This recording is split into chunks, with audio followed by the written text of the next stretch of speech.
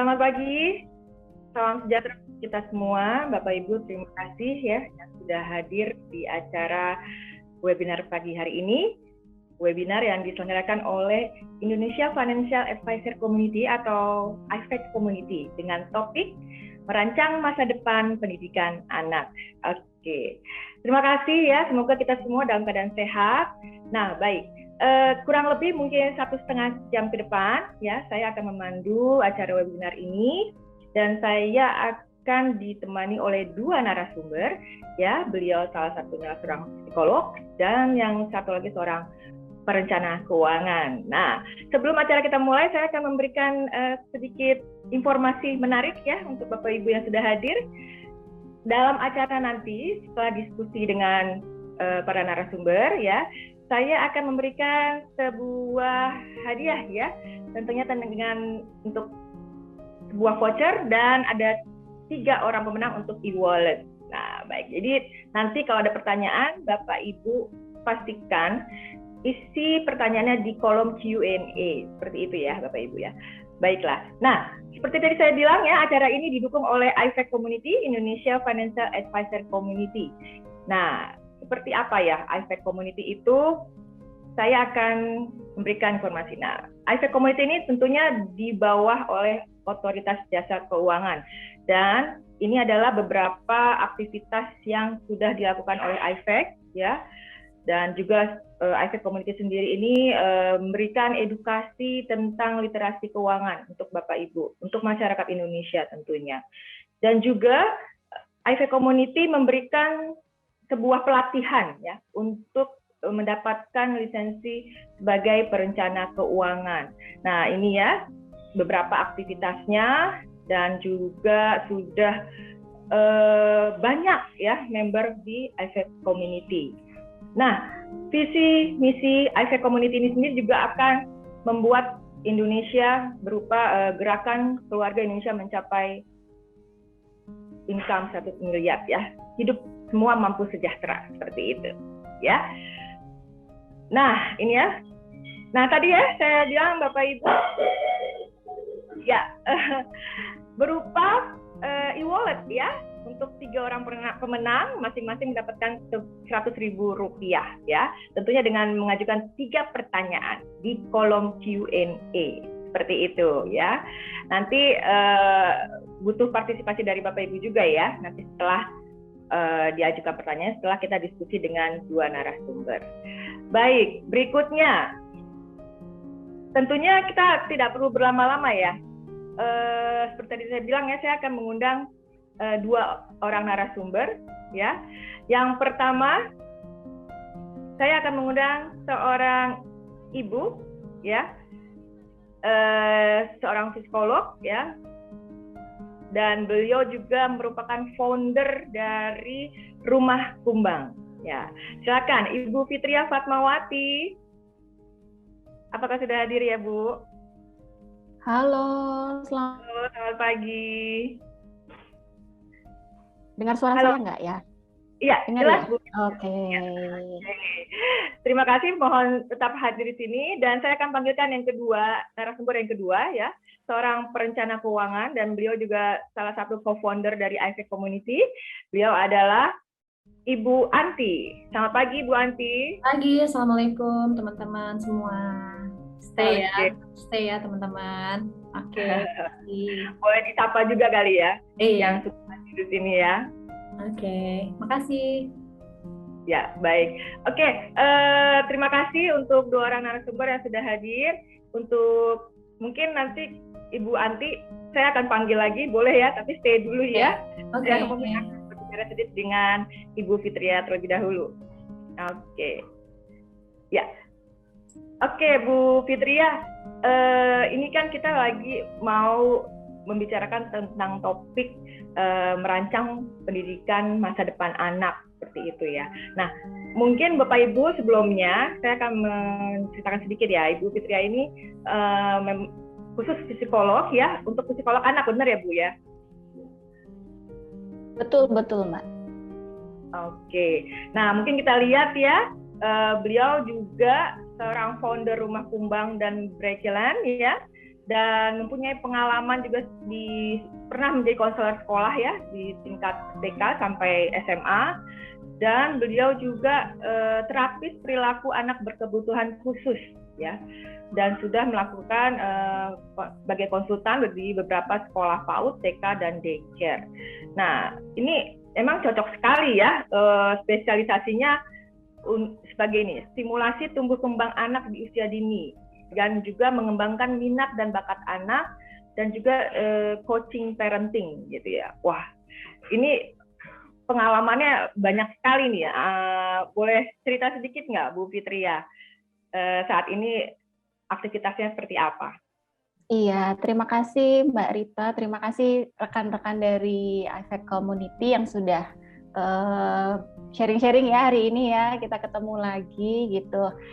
Nah, saya juga mau menyapa beberapa peserta, mungkin yang dari membernya Rumah Kumbang. Halo Mama dan Papa, kita ketemu di sini ya.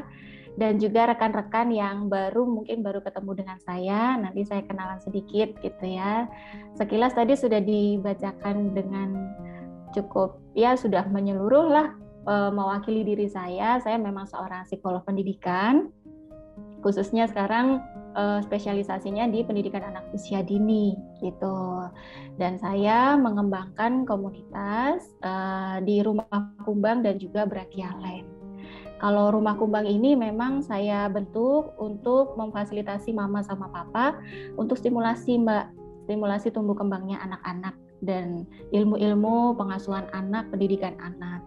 Nah, sedangkan kalau Brakia Land itu kita lebih pada untuk penyediaan alat stimulasi motorik. Jadi tetap mendukung ke arah tumbuh kembangnya. Seperti itu sih kurang lebihnya ya. Nah, ini kan saat ini memang situasinya kita masih PPKM seperti itu ya. Apa dimungkinkan itu dilakukan secara online juga saat ini untuk? Betul. Jadi kami masih buka tutup nih Mbak.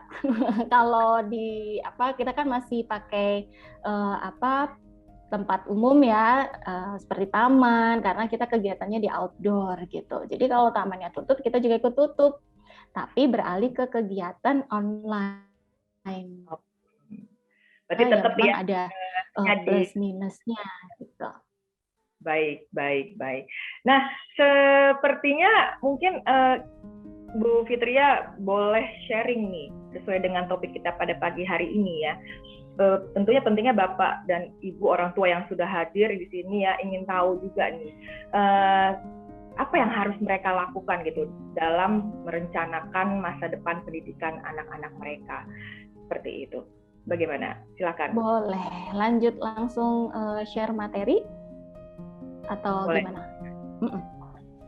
Boleh. Nanti kita bisa langsung lanjutkan dengan untuk tanya jawab atau bagaimana? Oke. Nah, kita bahasanya ini banyak request sebetulnya ya dari mama dan papa, kemudian kita rumuskan saja kalau misal ada sharing bersama seperti ini. Pemilihan sekolah nih Mbak. Jadi mama dan papa mungkin punya anak usia yang masih bayi, itu sudah mulai pusing sebetulnya. Ini nanti anakku sekolahnya seperti apa, mulai umur berapa sekolahnya. Kemudian ada juga beberapa permasalahan seperti misalnya ketika anaknya sudah SMP, galau nih, ya karena sudah daring, kemudian anaknya juga sudah nggak terlalu antusias untuk sekolah, akhirnya mengambil kursus-kursus tertentu untuk menyibukkan dirinya, gitu ya. Tapi bingung nih ngambil kursus yang seperti apa, nanti kamu kerjanya gimana, seperti itu. Jadi setiap usia itu macam-macam permasalahannya. Gitu. Nah, tapi yang paling general, mungkin bisa next slide-nya. Yang paling general itu adalah dari hasil penelitian, bisa di next atau saya ya yang ngeklik ya Mbak? Mungkin IT boleh tolong dibantu. Gitu. Ya. Yang pertama dulu Bapak.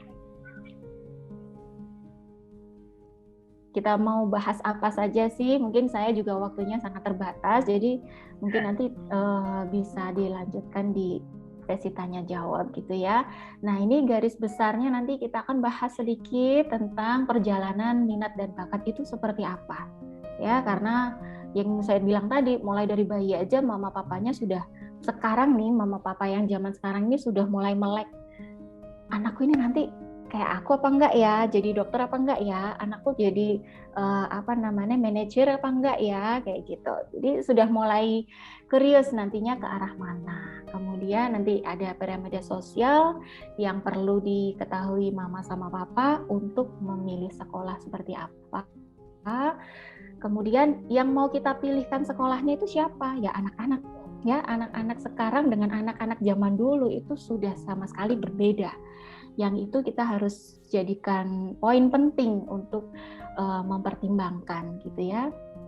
Kemudian yang namanya sekolah itu juga bermacam. Apa sih bedanya sekolah menanamkan dan sekolah menumbuhkan? Apakah itu signifikan ketika saya memilih yang menanamkan atau memilih yang menumbuhkan? Cara memilihnya seperti apa? Nanti kita akan bahas di langkah-langkah memilih sekolah. Seperti itu. Oke, kemudian berikutnya. Nah, berikutnya ini ada survei yang mungkin ini sudah agak lama, tetapi saya rasa tidak berbeda jauh ya, tidak berbeda cukup jauh. Survei ini tahun 2017 sebetulnya 87% mahasiswa di Indonesia itu salah jurusan. Salah jurusan. Wah. Iya, salah jurusan. Aku dulu background-nya misalnya teknik gitu ya, tapi sekarang aku harus ngajar anak-anak. Nah, saya ada pengalaman banyak dengan kakak-kakak pengajar. Saya nggak ada background pendidikan, Bu. Saya di teknik gitu. Nah, itu kenapa memilih mengajar padahal teman-teman ini tidak memiliki background knowledge dengan pembelajaran atau anak-anak seperti itu. Ya asal apply lamaran kerja gitu ya, asal aku kerja, pokoknya aku dapat penghasilan sendiri. Nah, seperti itu. Jadi tidak didasarkan sama dirinya sendiri ini mau apa. Aku passionku di mana. Itu. Jadi itu PR besar sampai saat ini. Ya, pendidikan kita itu belum mengcover anak-anak sampai menemukan minat dan bakatnya seperti apa, begitu ya. Nah, kenyataannya juga banyak orang-orang yang sudah bekerja itu belum merasakan ini aku banget nih. Aku lelah pun masih aku jabanin untuk bisa begadang, untuk bisa cari informasi apapun. Besok ini aku mau bikin apa ya dengan ide-ide baruku gitu. Jadi kalau belum merasa begitu di pekerjaannya, berarti bisa jadi itu Anda masih belum passion di bidang Anda sendiri gitu. Bisa jadi hanya karena ya mungkin aku harus bekerja, aku harus menutupi kebutuhan finansialku seperti itu. Jadi anak-anak yang zaman sekarang ini perlu kita arahkan untuk menemukan passion-nya ya. Anak mogok sekolah, ini kasus di sekolah sekarang. Kalau yang tadi usia remaja, kemudian usia dewasa. Nah sekarang di anak-anak masalahnya apa? Ketika nggak ada perencanaan pemilihan sekolah, gitu ya. Nah banyak kasus anak-anak yang mogok. Kenapa mogok? Nggak suka dengan teman-temannya, karena banyak PR-nya, ya termasuk alasan pindah-pindah sekolah nih, nggak cocok karena stres. Gitu. Dan sekarang anak-anak lebih berani untuk apresiasi diri sendiri bahwa aku sebenarnya nggak nyaman dan aku harus ngomong, bentuk protes maksudnya, aku nggak mau sekolah lagi, aku bosen, aku nggak suka sama temenku yang ini, aku mau pindah aja. Nah itu kan juga bikin pusing ya sama orang tua, harus cari sekolah yang lain, pindah lagi, adaptasi lagi, penyesuaian yang lain-lain tuh banyak begitu. Oke, berikutnya.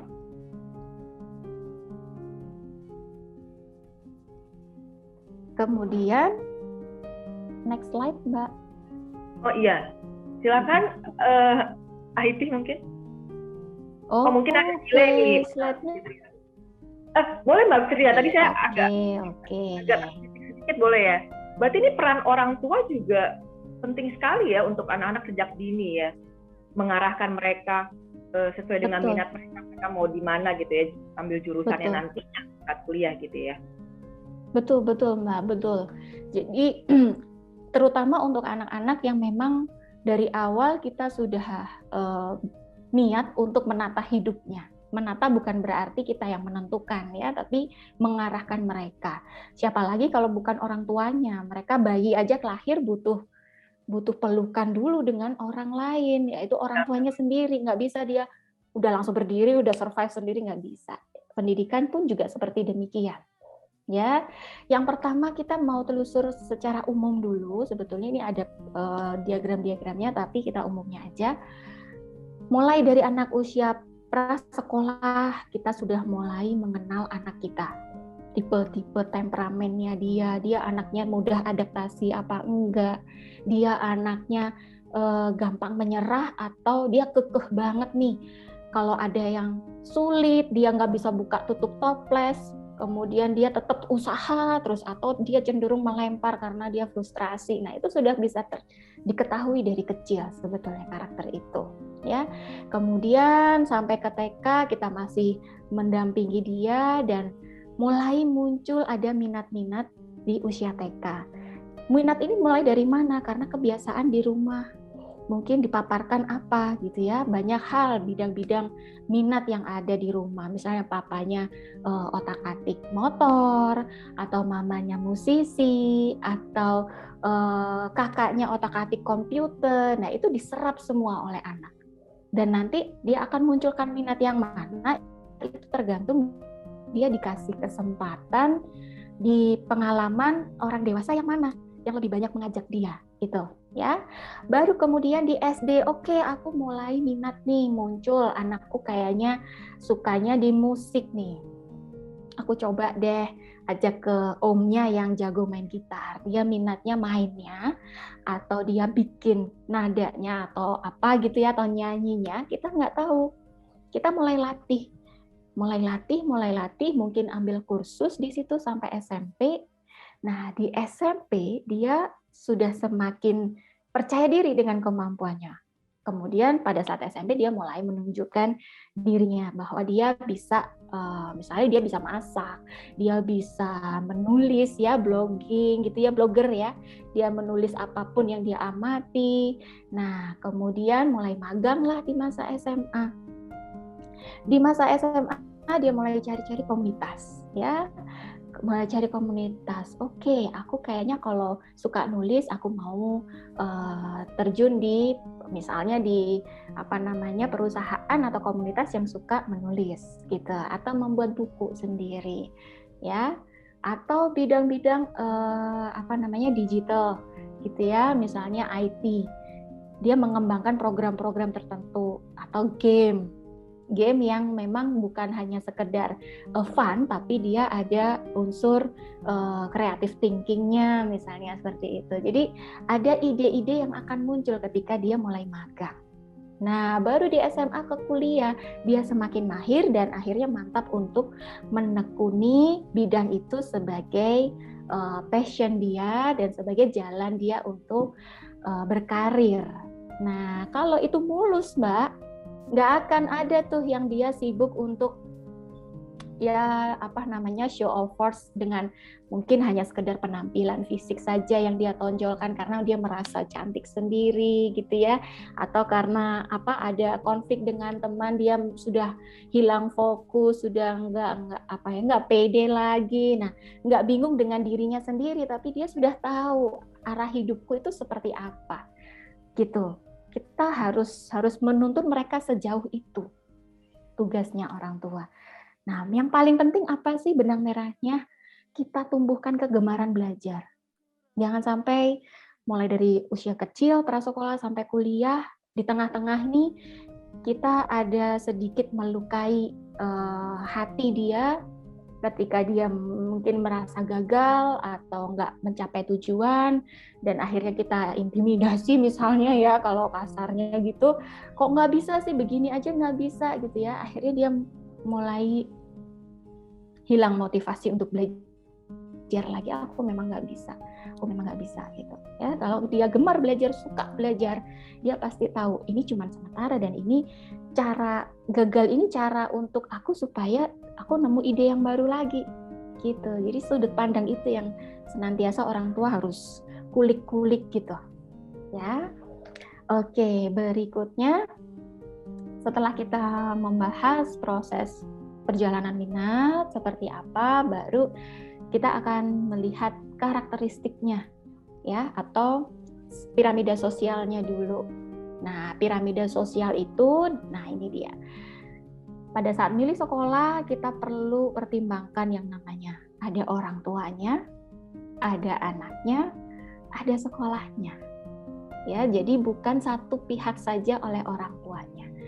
Yang mana nanti kamu lulus SD nanti ke sekolah negeri ya, nanti ke sekolah swasta ya, nanti mungkin di basic sekolah dengan religi apa tertentu gitu ya, yang mayoritas orang-orangnya sama gitu nilai-nilai atau value-nya. Nah, ini perlu dibicarakan semuanya. Mengenal anak adalah yang utama. Penting sekali untuk memulainya dari anak. Kenali kebutuhan mereka, kemudian karakter mereka seperti apa, gaya belajarnya, minat bakatnya, ya. Kalau zaman sekarang nih, kalau anak-anak nggak dilibatkan untuk mengenali diri mereka, mereka akan protes. Mereka akan nggak mau diatur-atur, gitu. Dan orang tua bisa apa kalau anaknya sudah nggak mau, gitu ya. Jadi kita kenali pelan-pelan karakteristik mereka seperti apa, apakah dia cocok di sekolah asrama, apakah dia cocok di sekolah yang blended learning, misalnya dia harus mengatur jam belajar dan dia memilih instansi atau lembaga pendidikan sendiri, atau dia cocoknya bukan di sekolah formal deh, kayaknya anakku ini cocoknya di home learning atau homeschooling aja deh. Tapi balik lagi, kita lihat orang tuanya siap nggak? Sesuai sama visi misi keluarga nggak, value keluarga nggak, dengan secara waktu, kemudian kesanggupan orang tua mendampingi selama homeschooling misalnya, bisa atau tidak gitu, itu dibicarakan. Terlebih lagi sumber dana, ya, sumber dana itu juga penting. Kenapa? Kalau kita memilihnya sekolahnya itu sekolah unggulan, pasti secara dana akan menjadi lebih besar ya daripada sekolah yang tidak unggulan. Nah, tapi anaknya nih lebih cocok di sekolah unggulan sepertinya. Ada hal-hal yang perlu kita sesuaikan kembali dengan kondisi di keluarga seperti apa. Nah, baru kemudian kalau dari orang tua, dari anak sudah ngobrol, sepakat, oke, kamu sekolahnya mungkin yang tidak menuntut banyak hafalan. Tugas-tugas juga banyak yang difasilitasi melalui proyek misalnya. Kamu nggak suka kalau tugasnya itu banyak multiple choice, worksheet seperti itu mungkin ya, atau banyak tes-tes hafalan. Kita cari sekolah yang tidak seperti itu. Oke, kita baru mulai ke sekolahnya.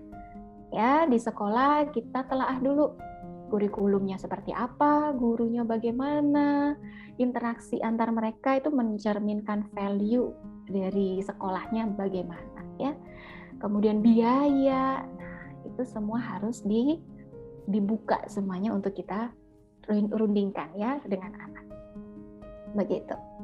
Berikutnya, setelah kita membahas dari piramida sosial, mengetahui atau mengenali karakteristik anak-anak zaman sekarang nih yang berbeda dengan kita dulu atau zaman di atas kita dulu ya. Kalau kita mungkin masih, kita nggak tahu ya umurnya berapa, kan ini macam-macam, ada yang 30 sampai 40, ada yang 25 sampai 35 itu kan.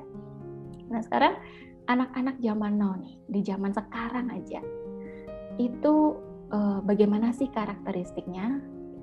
Mereka butuh teman bicara yang mana dari sosial media mereka bebas untuk mengakses, nggak suka sama siapa aja udah buru-buru update status untuk memperoleh perhatian dari temannya, ditanggepin, aku lagi begini nih, gimana nih, butuh pendapat orang lain untuk menentukan hidupnya.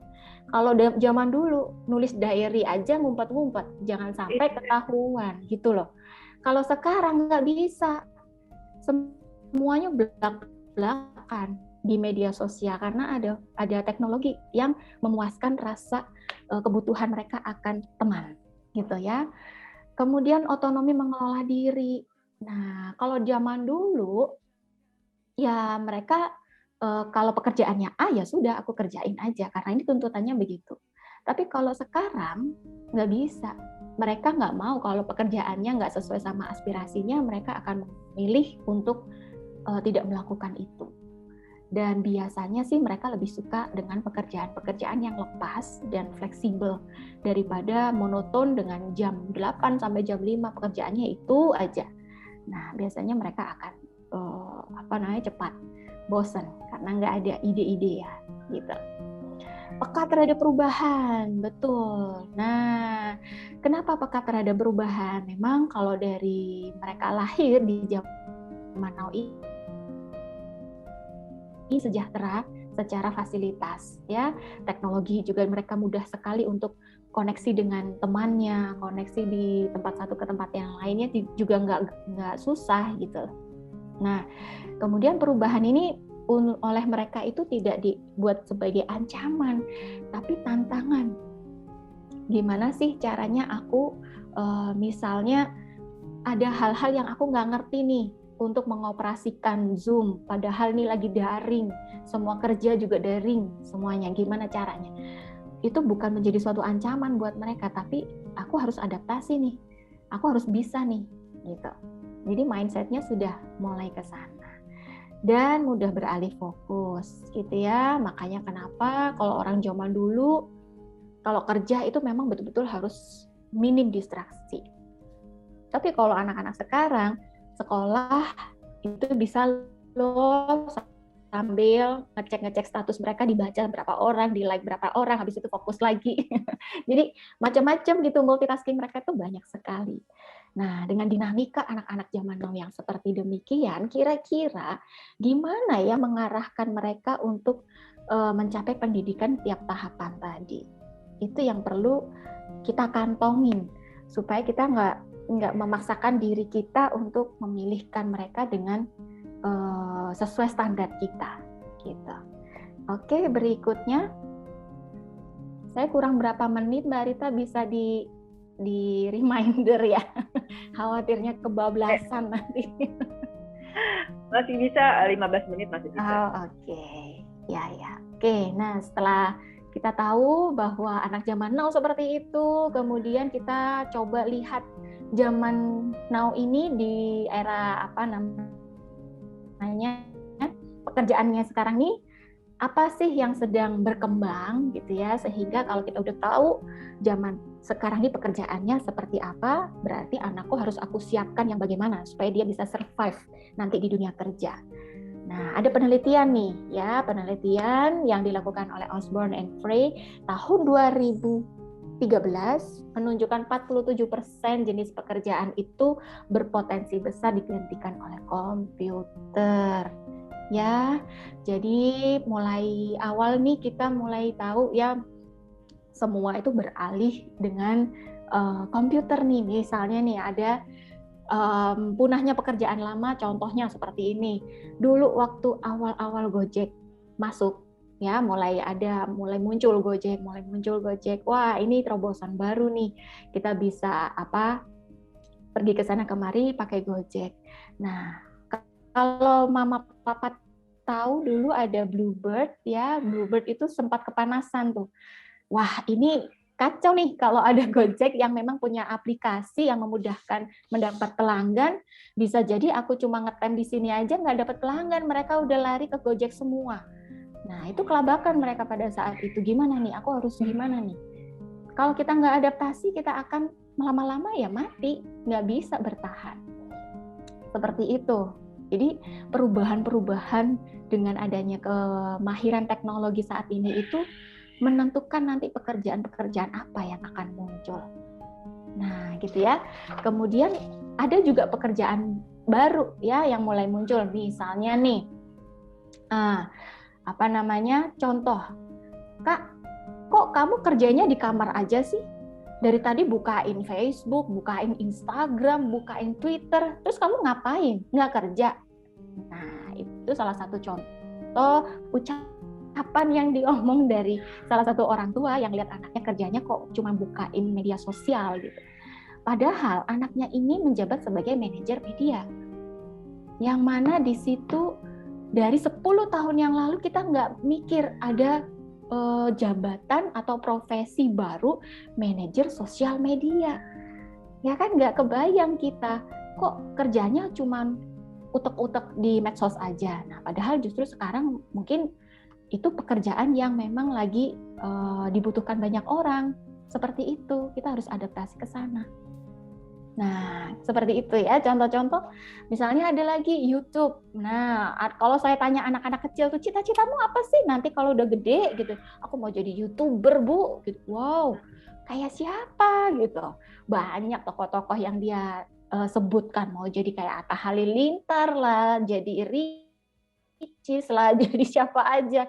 Oh, oke. Jadi mereka sudah memandang bahwa oh enak ya ngobrol di layar tapi dibayar gitu. Nah, itu menjadi concern sendiri ya, bahwa pekerjaan tuh nggak melulu di kantor, di ruangan, dan duduk diam saja yang monoton. Seperti itu. Ya, kemudian juga ya? Gamer kenapa, ya? Bu? Programmer, betul. Programmer IT itu sekarang sangat-sangat dibutuhkan, aplikasi ya.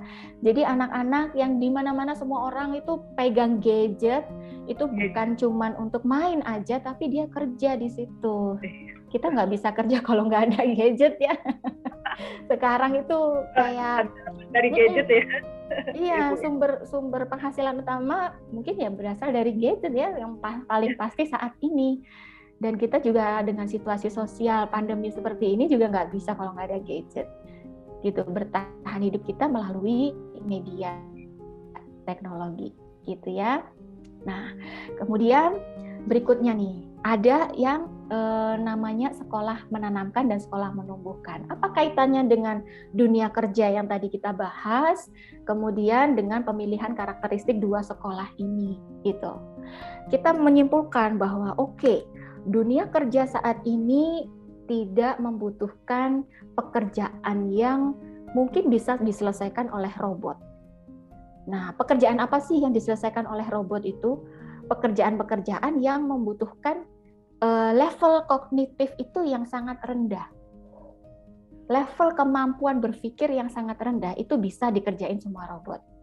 Ngepel contohnya, ada mesin pel yang bisa kemana-mana, malam dicetek, kemudian besoknya udah celing, gitu kan. Sekarang lagi ngetren nih ibu-ibu beli, gitu ya. Kemudian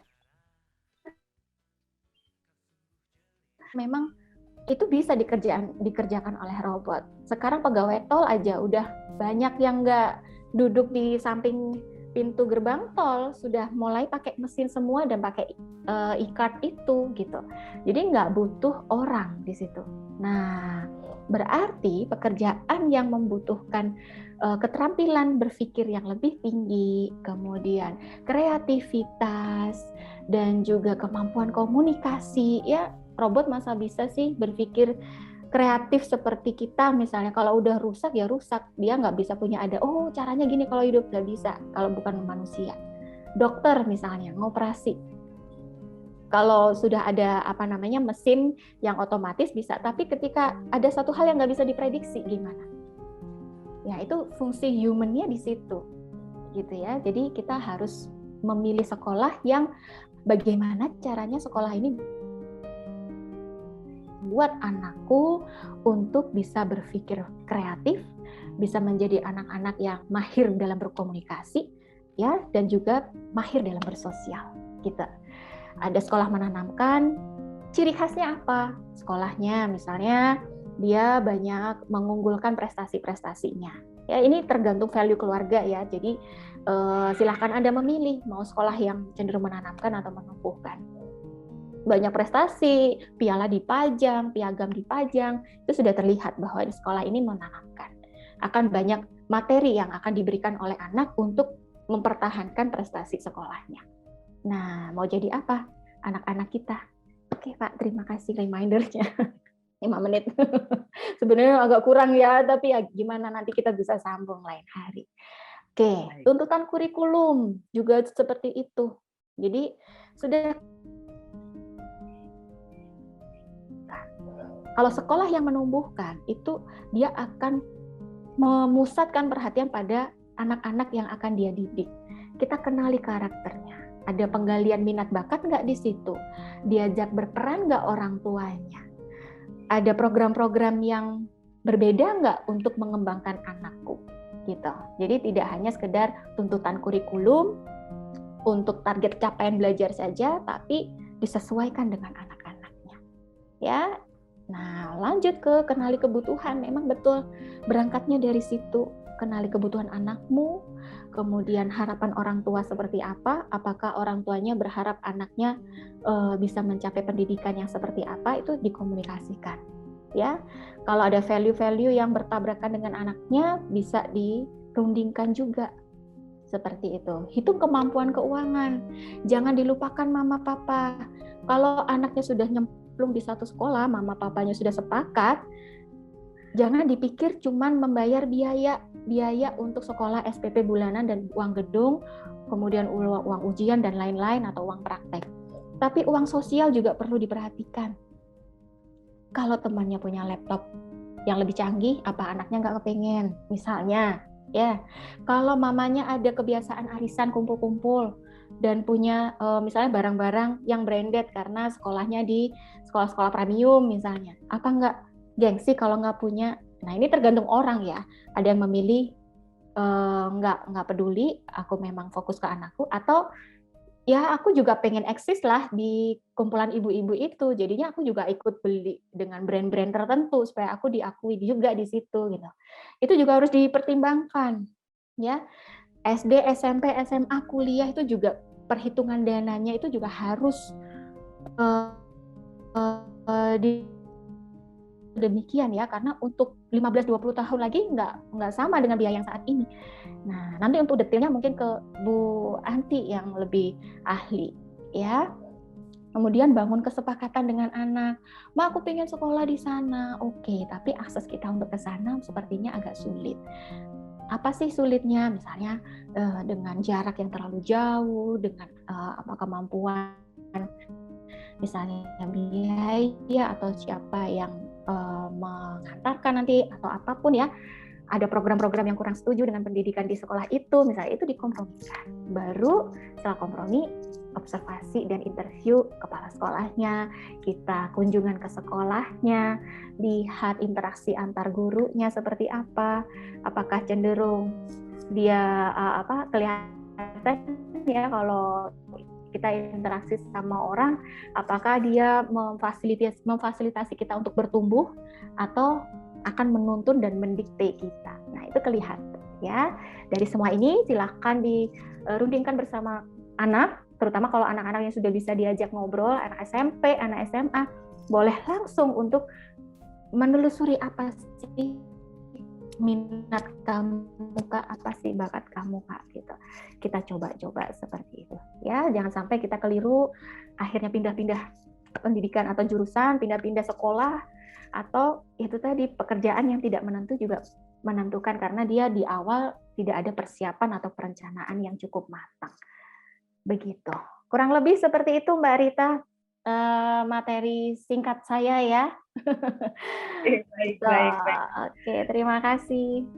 Terima kasih Bu Fitria, tapi tetap stay dulu ya Bu di webinar ini karena teman-teman, Bapak Ibu, saya akan mengingatkan lagi. Jadi tetap ya, kalau ada pertanyaan silahkan ajukan di kolom Q&A ya. Nanti setelah narasumber kedua kita akan membahas ya dan menjawab pertanyaan dari Bapak Ibu yang sudah ajukan, dan ada hadiahnya bagi yang bertanya dan pertanyaan terbaik akan mendapatkan voucher Rp250.000 dari Brekilen, dan nanti yang menentukan pemenangnya adalah Ibu Fitria ya Bu ya. Oke, terima kasih Bu Fitria ya. Tadi sudah memberikan penjelasannya, dan itu memang peran orang tua sangat penting ya dalam menumbuh kembangkan rasa haus anak mau belajar. Juga peran orang tua mengawal ya dari tingkat SD, SMP, SMA, bahkan sampai nanti di perguruan tinggi. Bagaimana minat mereka agar tepat ya sesuai yang mereka butuhkan. Seperti itu ya Bu Fitria ya. Nah, berikutnya ya Bapak Ibu, tentunya tadi kita sudah dapat informasi gitu ya, peran orang tua. Tentunya untuk biaya pendidikan itu sendiri penting bukan? Nah, kita perlu juga ini ya penjelasan berikut ya dari seorang ibu juga. Beliau adalah financial planner ya, Ibu Ardianti. Beliau juga salah satu co-founder dari Indonesia Financial Advisor Community ya, tentunya di Syariah Financial Planner. Dan pengalaman beliau ya sudah selama 12 tahun sebagai praktisi keuangan. Baiklah, saya panggil Ibu Anti. Halo. Halo semuanya. Nah, ini ya kita kalau lihat nih dari pendidikan saya, sarjana arsitektur. Nah, ini salah satu yang salah jurusan nih tadi kata Mbak Fitri tadi. Iya, kalau ada contoh ini gimana? Iya, karena dulu belum ada Bu Fitria, jadi saya belum bisa konsultasi gitu kan. Bisa konsultasi ya. Jadi salah satunya nih contoh yang salah jurusan. Oke. Nah, Bu Anti sebagai praktisi keuangan nih 12 tahun. Tentunya sudah banyak kliennya dong ya Bu ya. Dan juga mungkin orang tua yang bingung gitu kan untuk pendidikan anak, buat kuliah kan, karena untuk kuliah ini biaya yang dibutuhkan besar sekali ya Bu ya. Ya, terutama pada saat kuliah ya. Nanti kita bahas setelah ini ya, Mbak Rita ya. Oke, baik. Oke, lebih detailnya saya mulai dulu gimana Mbak Rita? Boleh, silakan Bu Anti. Oke, slide-nya. Nah, ini kata-katanya nih ya, menyiapkan dana pendidikan anak tercinta merupakan peristiwa terbaik bagi orang tua. Tadi Mbak Fitri udah singgung bahwa salah satunya adalah dana pendidikan. Jadi nggak hanya sekolahnya aja, tapi juga kita lihat kemampuan kita bagaimana, kita harus bisa menghitung juga. Jangan sampai kita merasa cukup, ternyata wow 15 tahun kemudian, 18 tahun kemudian udah beda hitungannya ya. Nah, nanti di sini kita akan lihat bagaimana sih caranya ya.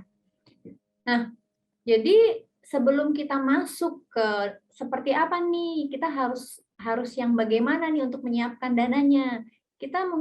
Saya akan informasikan sedikit tentang piramida perencanaan keuangan itu seperti apa sih. Ini secara umum ya, teman-teman. Mama Papa, saya manggilnya Mama Papa deh. Jadi secara umum yang namanya piramida perencanaan keuangan itu adalah seperti kita tuh bikin rumah. Ya, pada saat kita bikin rumah, kita perlu fondasi dulu. Setelah fondasi kita baru dinding. Kemudian baru atap. Nggak ada yang langsung tiba-tiba dinding gitu ya.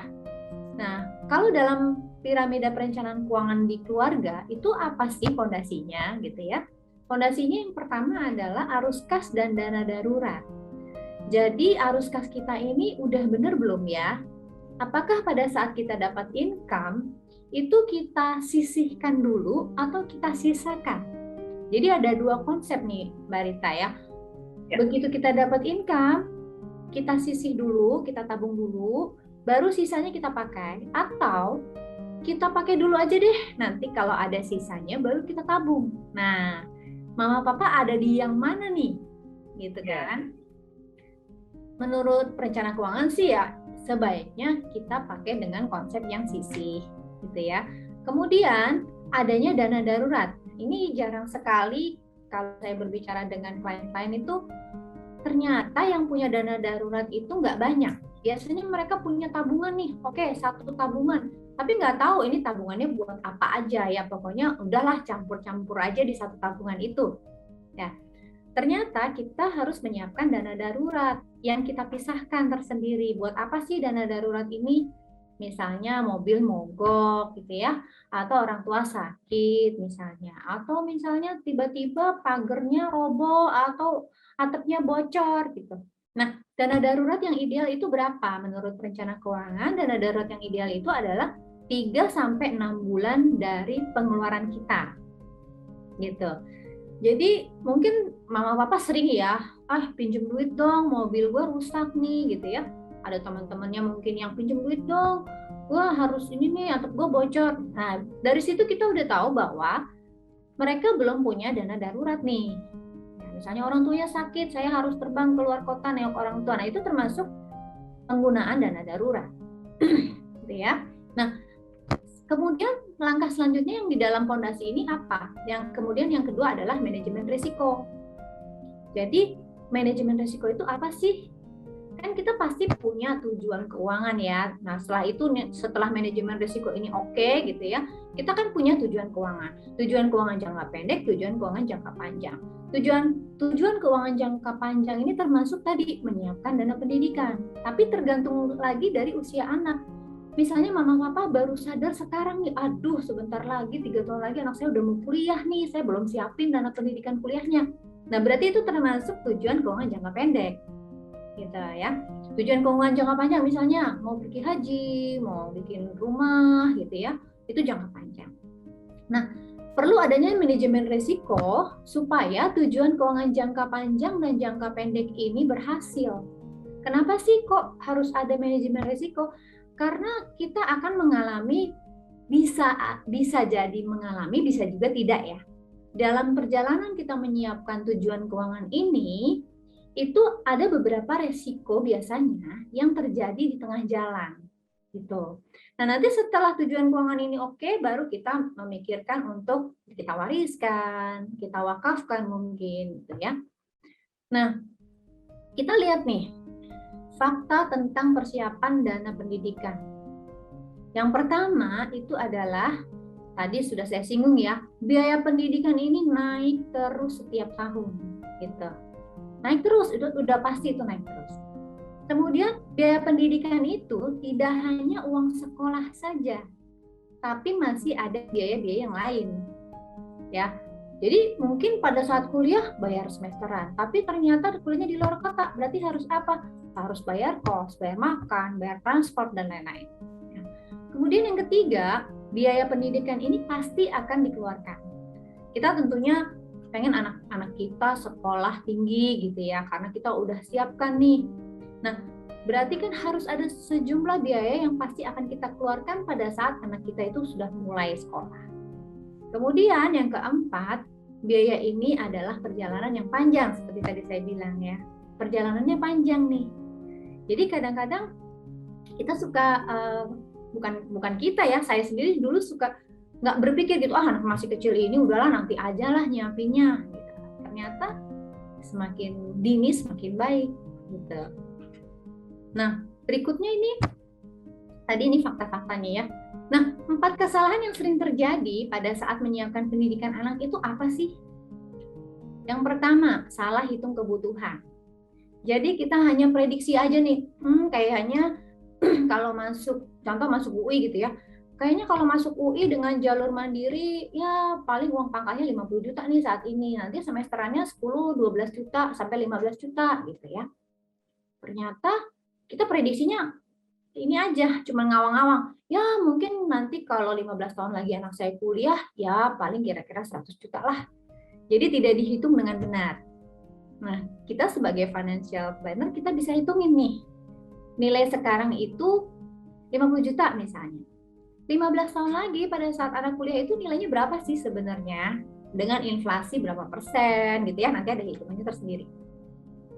Yang kedua itu adalah telat nabung, seperti pengalaman saya tadi ya. Telat nabung nih, nanti aja lah masih lama, kuliah masih 18 tahun lagi gitu ya. Jadi telat nabungnya. Padahal mungkin pada saat itu sebenarnya udah bisa nabung, cuman udahlah kita buat senang-senang aja dulu, buat jalan-jalan aja dulu, buat jajan aja dulu. Jadi nggak ada planning di awal. Nah, yang ketiga, salah pilih kendaraan investasi. Jadi misalnya contoh, kita ada yang bilang gini, udahlah saya beli saham aja buat anak saya sekolah gitu ya. Begitu anaknya usia 18, di saat lagi pandemi begini, saham lagi turun. Wow, langsung hilang nih.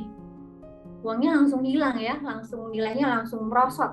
Waduh, padahal bertepatan dengan anak saya mau sekolah. Atau misalnya, udahlah kita beli rumah aja, nanti pada saat anak kita umur 18 tahun, rumahnya bisa kita jual. Ternyata pada saat mau dijual itu susah. Karena kondisi seperti sekarang nggak semua orang bisa beli rumah gitu ya. Nah, itu juga hal-hal itu juga perlu dipikirkan. Jadi harus yang liquid ya. Jadi sebaiknya itu liquid gitu. Jadi uangnya langsung bisa dicairkan. Oke, yang keempat adalah salah pilih kendaraan asuransi. Tadi kalau kita flashback ke perencanaan keuangan tadi, ada yang namanya manajemen resiko. Manajemen resiko itu adalah asuransi. Jadi sebenarnya asuransi itu di dalam perencanaan keuangan itu salah satu faktor yang menentukan merencanakan keuangan kita itu memang harus kita perlu yang namanya asuransi. Gitu ya. Nah, kemudian selanjutnya berarti yang kita perlukan apa nih di dalam kita merencanakan dana pendidikan anak? Yang pertama kita lihat dulu kebutuhannya apa. Yang kedua, kendaraannya apa sih untuk mencapai kebutuhan tersebut. Gitu. Jadi ada dua hal ya.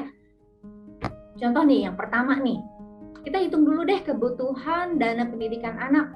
Contoh tadi anaknya usia 3 tahun misalnya ya. Kemudian kita prediksi anak kita kuliah usia 18. Berarti ada waktu 15 tahun kita untuk menyiapkan dana pendidikan anak kita. Kalau misalnya pada saat ini biaya pendidikan itu kuliah ya nih ya. Jadi saya di sini bicaranya kuliah nih ya teman-teman, karena kuliah itu yang paling banyak menghabiskan biaya gitu ya, biayanya paling besar. Gitu. Kita boleh berharap, kita boleh melatih mereka untuk nantinya udahlah kamu di PTN aja kan bayarnya murah gitu ya, malah mungkin dapat beasiswa, atau kamu cari beasiswa deh yang nggak bayar, bisa gitu. Tapi jangan sampai nanti pada saatnya ternyata anak kita nggak bisa terus jadi nggak sekolah, kasihan. Padahal setiap tahun gitu ya kita selalu mengencourage, ayo kak juara 1 misalnya, kamu bisa, kamu pasti bisa deh gitu. Anaknya udah dapat piala banyak, prestasinya udah kemana-mana. Pada saat mau masuk kuliah, aduh maaf ya kak, mama nggak ada uang nih, papa nggak ada uang, jadi nanti nggak usah kuliah dulu ya, gitu. Karena nggak ada dananya nih, belum ada dananya, kasihan anaknya gitu ya. Nah, contoh kita misalnya tahun ini 150 juta, itu biaya sekolah selama 4 tahun kalau kuliah ya. Dengan kita hitung future value-nya, nilai yang 150 juta ini di 15 tahun nanti itu ternyata setara dengan 600 juta. Kalau kita pakai inflasinya, inflasi pendidikan kira-kira 10% lah, gitu ya. Inflasi pendidikannya kira-kira 10%. Itu akan mencapai kebutuhan 600 juta. Nah, itu belum lagi pertama yang harus kita lakukan, bayar uang pangkal. Kalau anaknya dapat SBMPTN, SNMPTN itu alhamdulillah banget nggak pakai uang pangkal ya. Nah, tapi ternyata kalau yang lain-lain kan itu pakai uang pangkal. Kemudian uang semesteran, ada 8 semester yang harus kita pertimbangkan. Jangan sampai baru 4 semester, baru 6 semester, semester berikutnya ternyata dananya nggak cukup. Nah, ini juga kasihan anaknya gitu ya.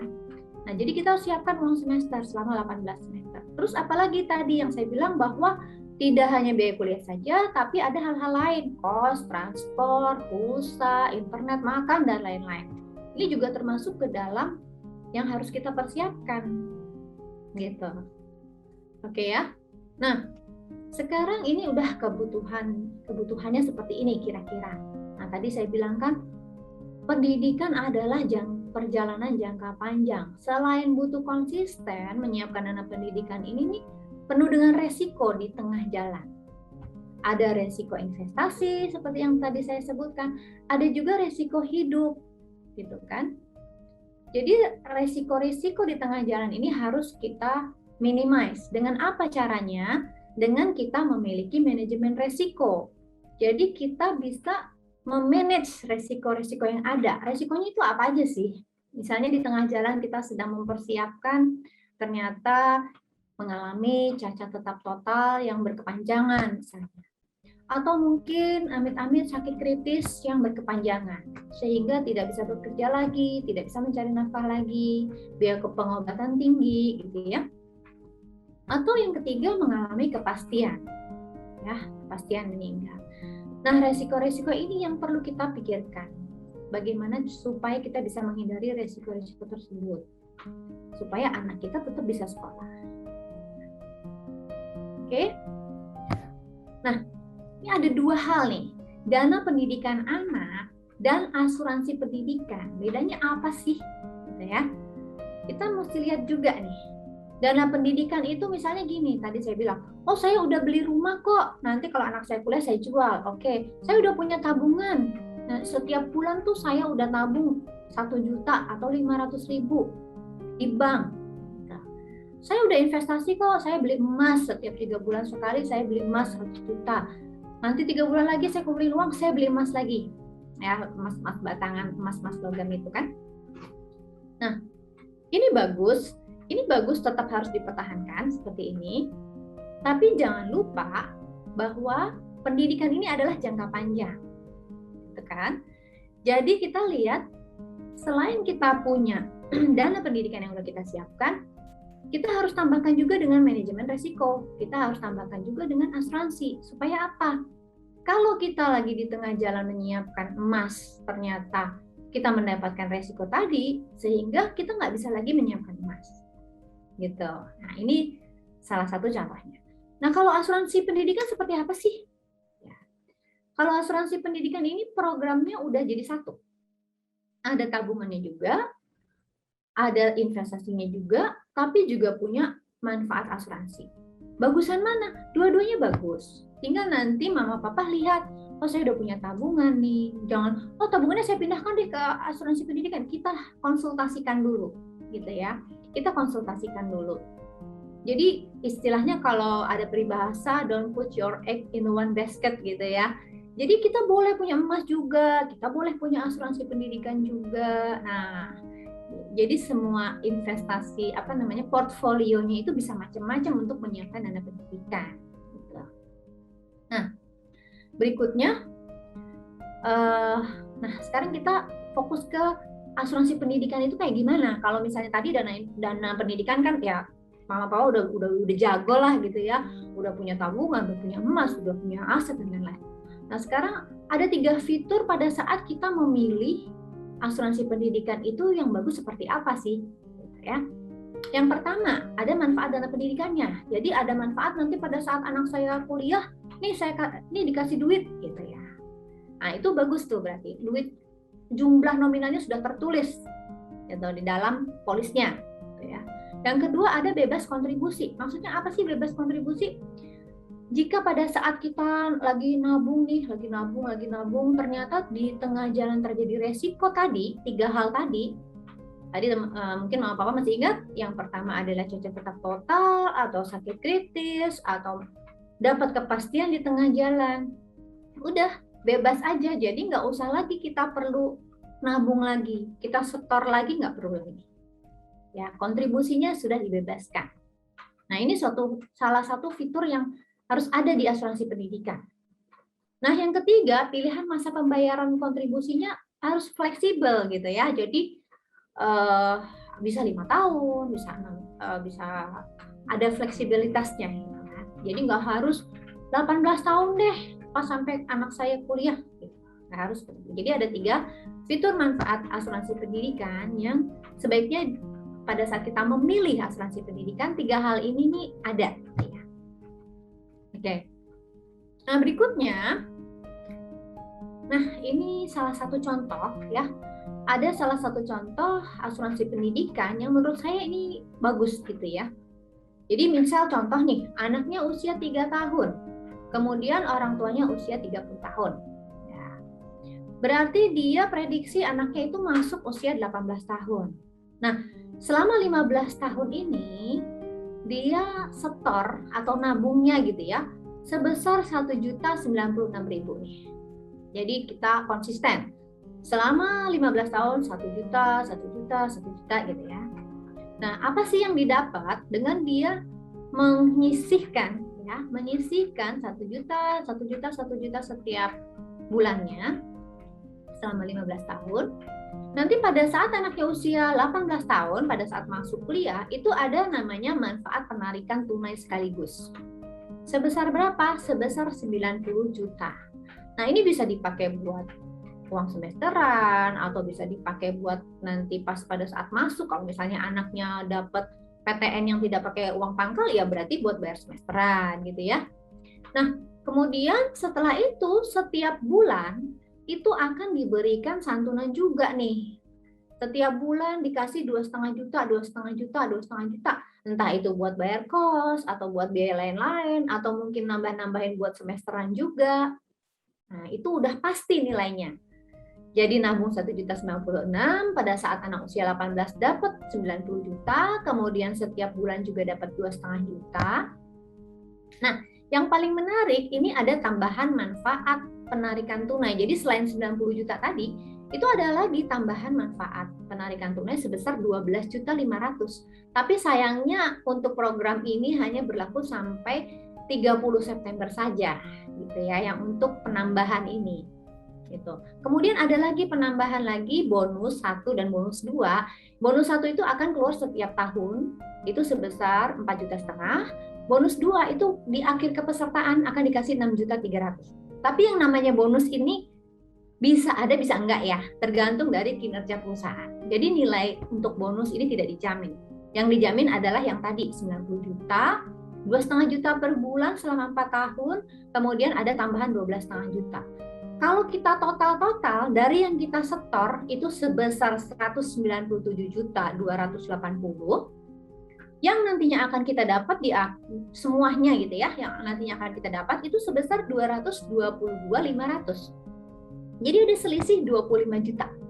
Keuntungannya ya, keuntungan itu 25.220. Jadi ada kepastian dana yang akan diterima. Nah, tadi kita berbicara manajemen risiko, bahwa menyiapkan pendidikan itu jangka panjang. Nah, gimana sih kalau ternyata pada saat kita nabung, ternyata di tengah jalan itu ada risiko tadi. Nah, ini kita kasih contoh ya. Sama, usia anaknya sama, usia ayahnya sama, dia baru nabung 8 tahun, padahal rencana nabungnya 15 tahun. Sehingga total yang sudah dikeluarkan itu sebesar 105 juta.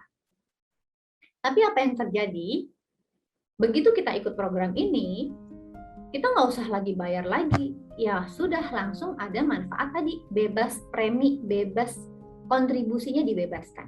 Tapi 90 jutanya tetap keluar, 2,5 jutanya tetap keluar, 12,5 jutanya tetap keluar. Jadi sudah pasti nih, kalau ibarat nih misalnya kita mau menyiapkan pendidikan anak itu, tapi kita bandingannya kita naik tangga sama kita naik lift. Kalau kita naik tangga, tiba-tiba di tengah jalan kita capek gitu ya, kemudian kita istirahat dulu deh, atau dapat resiko, udah kita nggak bisa nyampe di lantai berikutnya nih. Tapi kalau kita naik lift, dari awal kita masuk lift, kita udah pencet, saya mau ke lantai 10. Apapun yang terjadi di tengah-tengah lift itu, misalnya kita tiba-tiba pingsan di tengah lift, tetap liftnya akan berhenti di lantai 10. Gitu. Jadi kita siapkan dari awal, kita planningkan supaya apapun yang terjadi itu tetap anak kita tetap bisa melanjutkan pendidikannya. Gitu ya. Nah, itu adalah fitur-fitur yang menurut saya sih bagus ya, karena ada jaminan nilai yang akan diberikan pada saat kita terjadi resiko gitu. Dan ada selisihnya juga ya dari yang kita setorkan dan yang kita dapatkan itu lumayan, ada perbedaan 25 juta gitu. Oke, gimana? Bagus ya menurut teman-teman ya. Nah, itu apa sih produknya? Nah, produknya adalah namanya Prucerah Plus dari PT Prudential Indonesia. Ya, saat ini kita lihat memang produk ini adalah produk yang terbaik. Gitu ya. Ini produk ini baru launching bulan kemarin. Makanya kenapa ada yang tadi bonus tambahan 12,5 juta, itu nanti tergantung dari premi yang disetorkan ya. Jadi bukan fix 12,5 juta, nanti ada hitungannya. Oke. Nah, kesimpulannya apa sih? Dari tadi yang saya jelaskan itu, kesimpulannya pertama, tentukan usia anak dan hitung kebutuhannya. Jadi kita hitung, kita konsultasikan berapa sih kalau sekarang ini sekian, kira-kira 18 tahun nanti pas anak saya masuk kuliah 18 tahun itu berapa ya nilainya. Biaya hidup sekarang ngekos masih 1 juta, tapi 18 tahun nanti anak yang 18 tahun kira-kira biaya hidupnya kosnya berapa nih gitu ya. Jadi kita bisa prediksi. Kemudian yang kedua adalah kemampuan arus kas orang tuanya. Tadi Mbak Fitria juga udah bilang di awal kan, kita sesuaikan juga dengan kemampuan arus kas orang tuanya. Gimana sih caranya? Nanti bisa dikonsultasikan ke kita. Mungkin kita akan advice untuk kurangi pengeluaran atau menambah pendapatan, atau bisa jadi mengurangi pengeluaran, pengeluaran dan menambah pendapatan. Bisa dua-duanya. Ya, jadi kita punya planning. Oh, berarti kurang nih. Berarti saya harus punya bisnis sampingan, atau berarti saya harus nggak usah deh makan-makan setiap minggu di luar. Gitu ya. Mendingan uangnya kita tabung buat dana pendidikan anak kita misalnya. Kemudian yang ketiga adalah pilih kendaraan tabungan atau investasi dana pendidikan tadi tuh, atau asuransi pendidikan, terserah mama papa yang tadi ya, ada dana pendidikan, ada asuransi pendidikan, atau mau ambil dua-duanya boleh. Jadi don't put your egg in the one basket. Jangan taruh telurnya di satu keranjang aja, dibagi-bagi. Jadi kalau keranjang yang ini jatuh, masih ada keranjang yang lain gitu ya. Kemudian pilih produk yang memberikan nilai kepastian, nilai tunai dana pendidikannya. Jadi jangan ambil produk yang perkiraannya nanti di usia 18 dapatnya sekian. Nah, jangan pakai perkiraan gitu ya. Jadi yang udah pasti aja deh. Nah, kalau Perut Cerah ini adalah produk tradisional. Jadi nilainya udah pasti akan dapat segitu. Karena di dalam polisnya itu juga sudah tertulis gitu ya, nilai tunainya. Kemudian yang terakhir adalah pilih produk dari perusahaan terbesar. Ya mungkin mama papa sudah banyak tahu seberapa besar Prudential gitu ya. Nanti boleh didiskusikan dengan yang mengundang mama papa gitu. Mungkin itu aja dari saya Mbak Rita, singkat ya. Insya Allah bisa mencerahkan dengan Perut Cerah gitu ya, mencerahkan jadinya ya. Kira-kira gitu. Baik. Terima kasih Bu Anti. Nah, ini sedikit saya highlight ya. Tadi dari yang dipaparkan oleh Bu Anti, jadi untuk mama papa nih harus benar-benar jangan menaruh investasi dalam satu keranjang gitu ya. Jadi kalau saya ada apa, wah bahaya, nanti masa depan anak tidak tercapai. Dan mungkin saya highlight juga adalah boleh membuat satu tabungan atau dana investasi untuk pendidikan anak, atau juga pilih asuransi pendidikan anak yang tepat ya. Tadi seperti contohnya produk Perut Cerah Plus, betul ya Bu Anti ya? Ya, tapi untuk tadi pemilihan dana pendidikan yang misalnya tadi tabungan, investasi, aset itu juga harus dibarengi dengan asuransi loh Mbak Rita ya. Jadi bukan hanya sekedar milih dana pendidikan tapi tidak ada asuransinya. Asuransinya apa? Asuransi jiwa, asuransi sakit kritis. Karena kalau terjadi resiko sama orang tuanya, langsung di cover dengan asuransi itu, maksudnya begitu. Jadi tetap di dalam dua pemilihan itu tetap harus ada asuransinya. Atau satu lagi, asuransi yang Perut Cerah ya sudah ada. Di situ sudah mencakup 3 hal tadi gitu. Oke, jadi di-combine ya? Iya, betul. Sendiri seperti itu ya. Baik, Bu Anti terima kasih, dan Bu Anti tetap stay juga. Nanti teman-teman mama papa ya yang mungkin ada pertanyaan, jangan lupa untuk ketik di kolom Q&A-nya. Nanti Bu Anti juga akan menjawab pertanyaan-pertanyaan yang diajukan mama papa. Baik, saya kembali ke Bu Fitria nih. Oke, Bu Fitria masih di sini ya? Masih. Nah, ini kita masuk sesi tanya jawab nih. Ini ada beberapa pertanyaan, ya sudah ada sekitar 8 nih yang ingin bertanya dengan Ibu Fitria. Mungkin Bu Fitria boleh bantu untuk jawab. Nanti ada hanya satu ya Bu ya, yang dipilih sebagai pemenang untuk mendapatkan voucher sebesar Rp250.000 dari Breaklet. Silakan Bu Fitria, yang mana? Banyak Mbak ya. Pertanyaannya tadi sudah saya cicil, saya balas chat, cuman nggak bisa semua sepertinya. Kemudian ini coba saya pilih yang mungkin secara umum paling banyak dialami orang tua gitu ya. Mulai satu pertanyaan dari Haris Najmudin, ya Bapak ini sepertinya. Bagaimana jika ada proses yang terlewat dari timeline lahirnya minat? Semisal proses magangnya tidak terjadi pada masa SMP. Ya, karena mungkin untuk orang tua yang punya anak-anak SMP, SMA baru oh ternyata penelusuran minat itu atau perjalanan minat itu mulai dari kita pas saat anak-anak masih usia dini itu sudah bisa kita ikuti perjalanannya gitu ya. Kalau masa SMP belum ada masa magang, kita kembali lagi ke siklus dari awal.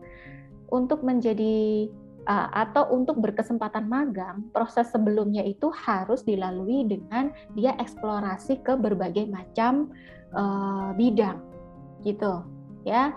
Eksplorasi dulu, observasi, kita ajak mereka ke macam-macam, nggak hanya misalnya kalau di rumah dia lihat papanya otak-atik komputer aja, ibunya jago masak gitu ya. Tapi kita juga coba buka minat mereka, kali-kali dia juga pengen tahu atau muncul interest, ada omnya nih kerjanya di misalnya art gitu ya, dia seniman, kemudian dia melihat caranya omnya melukis, apa saja alat-alatnya, ruang kerjanya seperti apa gitu. Jadi kita ajak keliling gitu ya untuk mereka melihat macam-macam hal yang bisa mereka lakukan dengan bidang-bidang itu gitu. Nah, mulai dari situ dulu baru kemudian masuk ke tahapan mundurnya dari magang tadi kan mundur. Satu tahap mundur itu yaitu ke kursus atau kemahiran ya, menuju ke kemahiran. Kalau misal sudah menemukan berarti aku harus punya mentor nih. Nggak harus kursus ya, yang mungkin biayanya juga akan butuh lebih gitu. Misalnya mentor, aku punya saudara, omku sendiri adalah pelukis gitu. Aku butuh dimentorin sama si om ini kayaknya. Udah deh, ajak aja omnya untuk kerjasama, misalnya kolaborasi. Om, ini anakku sepertinya minat nih ke hal-hal yang berbau art, tapi aku nggak ada nih background art sama sekali. Bisa dong di coaching atau di mentorin anakku gitu. Bisa banget, kalau kayak gitu bisa banget. Dan yang itu seperti itu tidak difasilitasi oleh sekolah. Yang mana itu tugasnya orang tua, harus peka ketika anaknya kok kelihatannya mulai bosen gitu ya, kayaknya sekolah ya itu aja. Coba deh digali, banyak hal di luar rutinitas dia itu yang bisa dia lakukan gitu. Baru ke tahapan berikutnya, dia mulai cari community untuk dia bisa coba-coba misalnya ya berprestasi, berkarya, ada galeri misalnya, dia pasang galeri kumpulan-kumpulan portfolio yang dia buat, ajak untuk pameran kecil-kecilan, undang teman-temannya, pengalaman yang luar biasa yang mungkin dia akan peroleh gitu loh, kalau kita bisa memfasilitasi sampai ke sana ya, seperti itu. Kemudian ya satu itu ya, tapi ada satu lagi ya, dengan cara begitu berarti tidak harus memilih sekolah itu di pendidikan formal. Kalau sekarang nih Mas Nadiem Makarim nih lagi menggodok sistem belajar yang blended learning, artinya bisa mengambil beberapa bidang mata pelajaran atau bidang keilmuan, tapi tidak dalam satu instansi pendidikan. Misalnya aku mau ambil kursus komputer di sekolah mana atau instansi mana, jam berapa, kemudian aku akan belajar matematika, belajar IPA di sekolah ini, kemudian apa gitu. Jadi disesuaikan dengan kebutuhan si anak, aku ingin mengembangkan kemampuan apa, difasilitasi oleh lembaga yang mana atau mentor siapa. Itu fleksibel sekali. Seperti itu ya. Pergerakan pendidikan modernnya, pendidikan zaman sekarang, kurikulumnya bisa ke sana gitu. Baik. Oke, seperti itu Mbak Rita. Mungkin kalau yang belum terjawab nanti bisa DM aja di IG-ku atau di IG-nya Rumah Kumbang ya, bisa konsultasi juga. Kalau ada penelusuran minat bakat, kita juga ada konsultasi sama asesmennya. Seperti itu. Oke, mungkin boleh dicantumkan IG-nya apa? Ya, ada di slides-ku tadi ya. Sebentar, ini ngechat di mana nih? Bentar. Mungkin nanti ditampilkan di layar, tapi boleh di sounding aja dulu nama IG-nya. Oke, kalau IG saya fitria.fatmawati. Gitu. Kalau Rumah Kumbang ya rumah.kumbang. Ini ada beberapa pertanyaan lagi, apa cukup yang tadi satu saja atau? Ya, sepertinya satu dulu ya. Mungkin nanti ada pertanyaan banyak juga untuk Bu Anti. Jadi bisa bagi-bagi waktunya terbatas. Nanti Bu Fitria tentukan ya siapa pemenangnya untuk mendapatkan voucher 250 ya dari Brekil. Baik, terima kasih Bu Fitria. Tetap stay juga. Dan berikutnya bagi Bapak Ibu ya, Mama Papa, kita lanjut ke link questionnaire ya. Jadi Mama Papa saya minta untuk isi ya. Ada link questionnaire, betul ya. Nanti itu akan mendapatkan untuk satu orang ya yang dipilih e-wallet ya berupa uang Rp100.000. Oke, IT boleh? Bu Rita, mungkin satu pertanyaan dulu boleh saya jawab ya? Ada ya, sudah ada ya. Oke, baik. Ya, jadi di sini ada Ibu Kristinawati yang menanyakan, untuk dana pendidikan anak, jika kita telat menabung karena anaknya sudah SMP, langkah investasi terbaik apa yang harus dilakukan? Ya, jadi sebenarnya kalau untuk kaitannya dengan produk Prucerah tadi, memang sebaiknya itu sebelum usia 10 tahun ya, karena ada masa tunggunya 8 tahun. Tapi kalau udah lewat dari 10 tahun gimana nih, gitu kan pertanyaannya. Jawabannya adalah gini, tadi ada dua ya, dana pendidikan dan asuransi pendidikan. Berarti Ibu Kristina pakai yang dana pendidikan aja. Misalnya Ibu beli emas berkala gitu ya, atau nabung di bank. Tapi jangan lupa bahwa dana pendidikan itu juga perlu kita cover dengan asuransi. Tapi asuransinya asuransi apa? Asuransinya adalah asuransi jiwa dan asuransi sakit kritis. Jadi kalau terjadi resiko di tengah jalan dengan pencari nafkah utamanya pada saat kita tadi nabung untuk dana pendidikan, wah ternyata amit-amit pencari nafkah utamanya tiba-tiba mendapatkan kepastian. Nah, itu langsung uang pertanggungan istilahnya ya. Asuransi jiwanya itu kita alokasikan untuk membayari biaya pendidikan. Jadi kita bisa hitung juga. Kalau SMP nanti pas kuliah, sekarang SMP 50 juta. Biaya kuliah nanti pas udah dia mau SMA, berarti kan cuma 3 tahun lagi nih saya perlunya. Nah, itu kira-kira berapa? Kita hitungkan dulu. Nah, kemudian kita bikin asuransi jiwa untuk kebutuhan tersebut. Boleh asuransi jiwanya boleh digabung dengan kebutuhan lain, boleh. Tapi kebutuhan akan dana pendidikannya itu harus kita masukin ke asuransi jiwa tadi. Jadi untuk mama papa yang mungkin, saya udah punya asuransi jiwa gitu ya. Kita lihat lagi asuransi jiwanya berapa nih, kira-kira masih valid nggak dengan kondisi sekarang. Kalau terjadi resiko sama saya, kira-kira bisa nggak buat bayar pendidikan anak saya, bisa nggak buat bayar makan orang rumah gitu ya, bisa nggak anak-anak saya dan istri saya ini melanjutkan kehidupannya. Nah itu juga perlu dipikirkan, terutama kondisi sekarang ini yang sangat sering terjadi belakangan ini ya. Nah itu yang harus kita pikirkan. Jadi kalau udah mepet nih ceritanya waktunya, berarti kan masuknya ke jangka pendek. Nah itu harus kita imbangi dengan kita juga punya manajemen risiko tadi. Itu sih Bu Rita ya. Tadi Ibu siapa tadi? Kristinawati ya. Oke. Nah mungkin baik. Habis ini yang link tadi Bu Rita. Oh kita ke link dulu ya.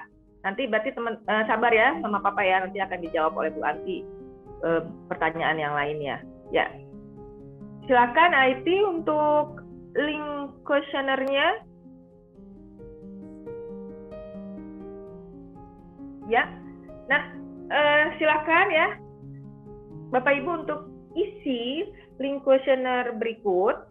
Nanti bagi pemenang yang tercepat ya dan lengkap mengisi link questionnaire-nya akan mendapatkan hadiah e-wallet ya untuk satu orang pemenang. Boleh? Ini paling butuh waktu hanya 1 menit ya, 2 menit. Kita langsung nanti ditampilkan ya siapa yang sudah berhasil mengisi kuesionernya, betul ya? Ya, nanti begitu masuk akan kelihatan di kami ya. Wah, siapa nih yang pertama masuk gitu ya. Yes, yang tercepat. Nah, bisa langsung ya mendapatkan e-wallet sebesar Rp100.000. Nah, tadi itu ada beberapa pertanyaan juga ya, Bu Anti ya. Iya, mungkin saya sambil jawabin yang kira-kira nanti kalau sisanya mungkin bisa ini ya, bisa menyusul gitu ya, atau mungkin bisa kontak juga ke saya langsung. Tadi ada ke IFEC ya, IG-nya IFEC juga bisa. Nih, ada pertanyaan. Tapi lihat ke bawah ya. Nah ini ya, yang agak panjang nih pertanyaannya. Saya ibu rumah tangga dari Ibu Ardisa ya.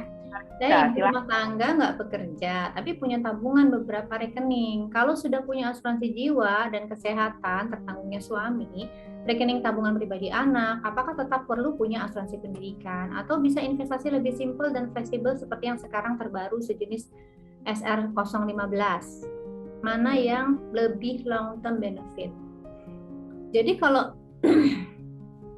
kalau yang mana tadi ya? Itu apa? Dikatasin lagi kali ya. Dia pindah. Hilang ya. Bentar. Oke.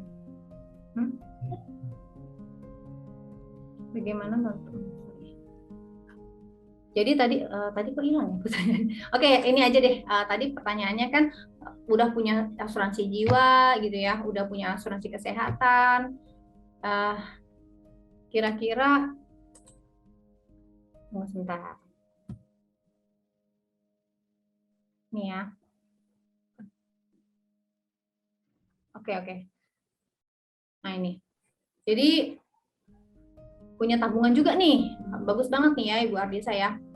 Ibu rumah tangga tapi juga punya tabungan, rekening, punya asuransi jiwa juga suaminya gitu ya, dan kesehatan.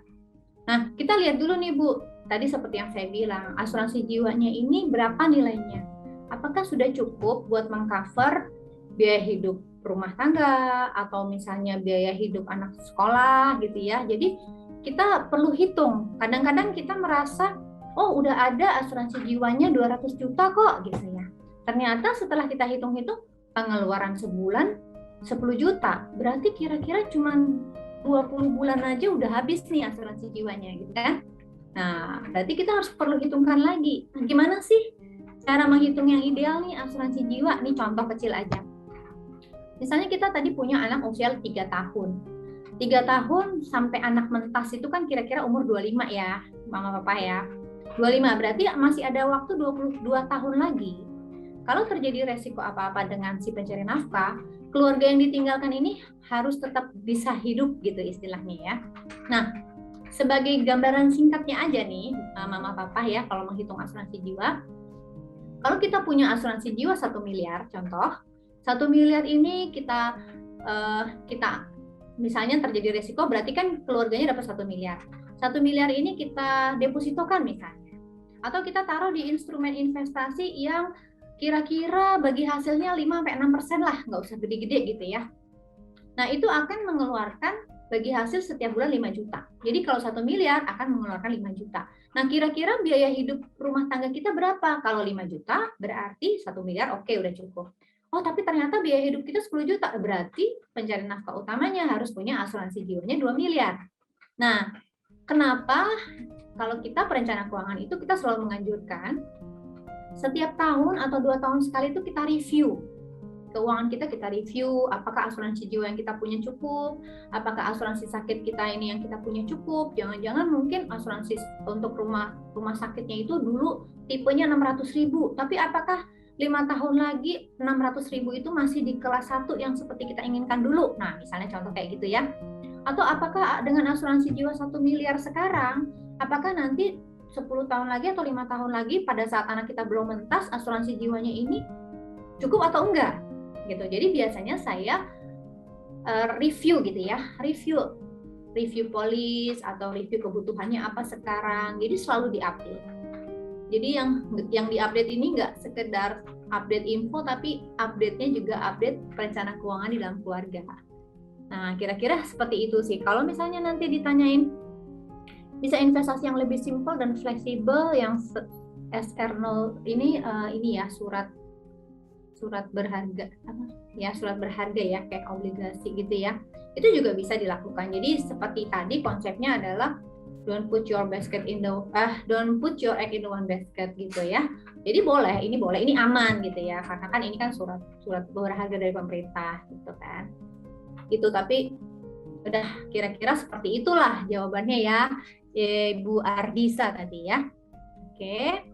Ini banyak banget yang bertanya juga. Banyak yang bertanya, tapi waktu kita terbatas nih Bu Anti. Tadi sudah orang yang menjawab ya. Mungkin Bu Anti boleh bantu type by chat aja kali ya. Iya, nanti saya jawabin ya lewat chat ya. Oke. Terima kasih Bu Anti atas penjelasannya dan jawabannya ya. Semoga terjawab. Kembali kita sudah ada IT untuk link kuesionernya. Siapa yang tercepat? Ya, pemenangnya saya bacakan aja langsung ya, pemenangnya ya. Nggak usah ditampilkan ya. Oke, pemenangnya adalah Anissa. Ya. Anissa Ratna Nisa. Oke, selamat untuk Mama Anissa ya, mendapatkan e-wallet berupa uang Rp100.000. Selamat.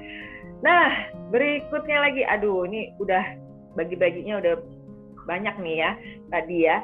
Nah, untuk berikutnya saya akan juga membagikan voucher ya, satu buah voucher untuk dari iFact nih ya, AWP, voucher AWP. Nah, tapi untuk mendapatkan voucher ini saya yang akan mengajukan pertanyaan. Jadi siapa yang paling cepat langsung raise hand kali ya. Nanti saya buka gitu ya. Hadiahnya yaitu pelatihan gelar profesi perencanaan keuangan Associate Wealth Planner dengan voucher senilai Rp200.000. Wow, jadi ya bagi yang berminat mungkin sebagai perencanaan keuangan seperti Ibu Anti tadi ya, boleh langsung dikontak ya iFact community-nya. Dan pertanyaannya simple banget. Seperti tadi yang sudah dijelaskan oleh Ibu Anti, sebutkan nama produk yang bisa menjawab ya untuk asuransi pendidikan anak ya.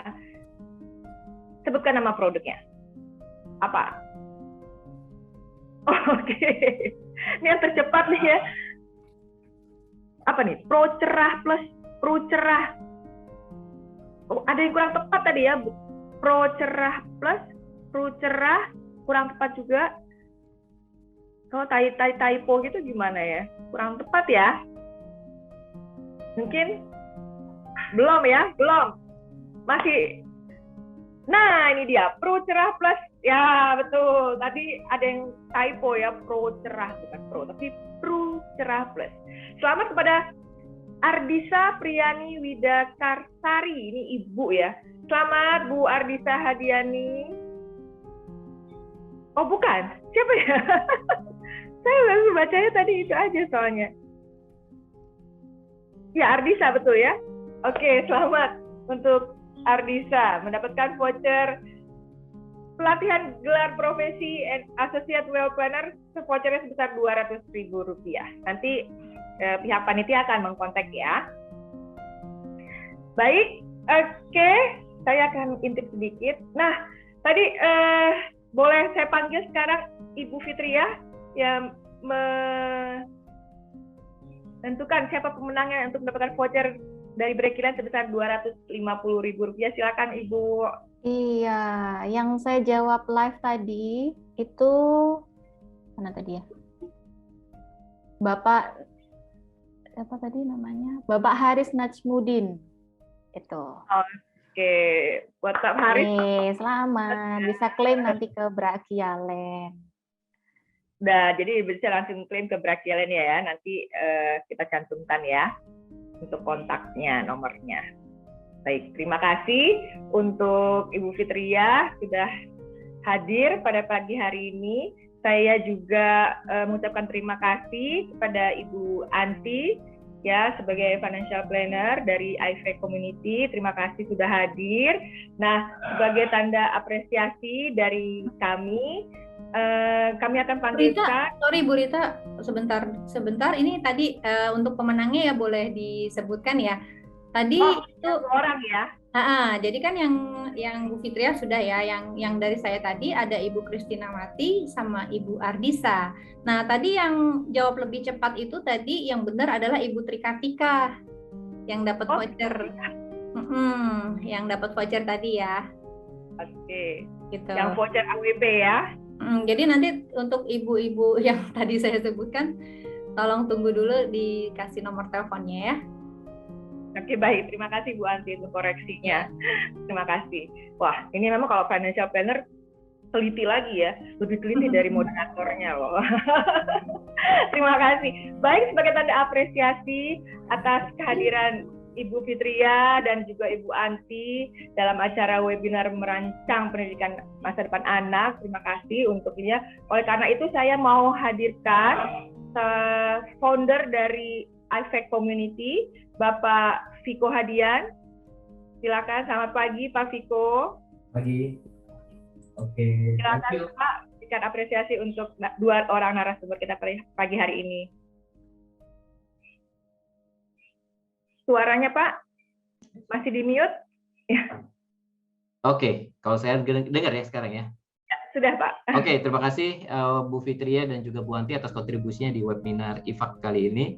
Luar biasa sharingnya dan semoga dapat bermanfaat bagi teman-teman semua peserta yang hadir sini. Oleh sebab itu, saya akan memberikan sertifikat apresiasi dari kami, sebentar ya, kepada dua narasumber kita, yaitu adalah Ibu Fitria Fatmawati ya. Terima kasih. Ini adalah sertifikat dari komunitas IFAK ID dan juga Ibu Ardianti. Terima kasih ya.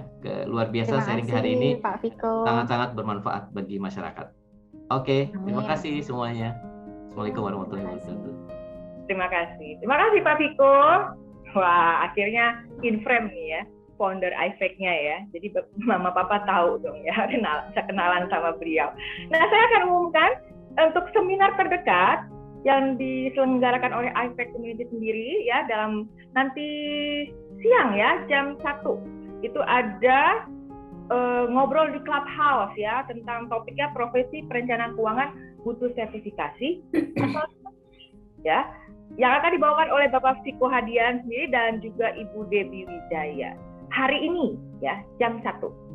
Baik, dan berikutnya untuk webinar IFEC sendiri itu tanggal 18 September ya, hari Sabtu juga, pukul 13.30 dengan topik meraih sejahtera dunia dan akhirat. Tentunya dengan keuangan syariah. Baik, jadi ada dua acara webinar dari IFEC. Dicatat tanggalnya ya. Baiklah, dengan demikian terima kasih atas kehadiran Mama Papa ya, teman-teman semua di acara webinar pagi hari ini, dan salam dari saya Rita Sinaga, sampai bertemu di acara berikutnya. Salam sehat, semua mampu sejahtera.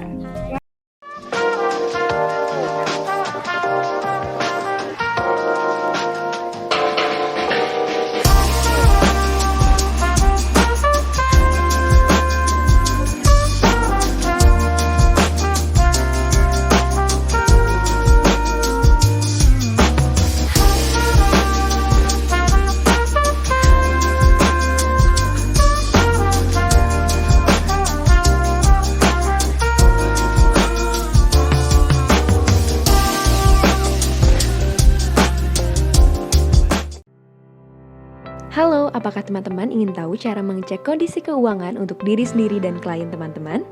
Kabar baik bahwa Indonesia Financial Advisor Community akan menyelenggarakan training KWP. Mari cari tahu lebih lanjut tentang KWP.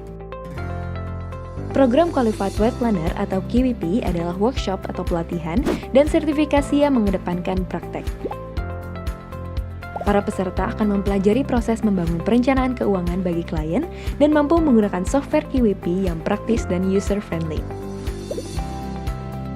KWP didukung oleh FPSB Indonesia sebagai lembaga sertifikasi keuangan. Apa sih keuntungan mengikuti pelatihan KWP? Memahami neraca keuangan dan catatan kekayaan pribadi dan klien, dapat melakukan financial health check, dapat melakukan perencanaan keuangan untuk single atau keluarga, memberikan solusi perencanaan keuangan untuk diri sendiri dan klien seperti asuransi jiwa, dana pensiun, dana pendidikan anak, transfer kekayaan, dan lainnya. Dan teman-teman akan mendapatkan gelar profesi Qualified Wealth Planner dengan mengikuti program ini selama 2 hari bersama mentor yang juga sebagai praktisi di bidang perencanaan keuangan. Tunggu apa lagi? Teman-teman bisa lihat lebih lanjut tentang KWP di website kami ifac.or.id/KWP dan segera daftarkan diri teman-teman di bit.ly/konfirmasi KWP. Kami tunggu kehadiran teman-teman di training Qualified Wealth Planner bersama Indonesia Financial Advisor Community.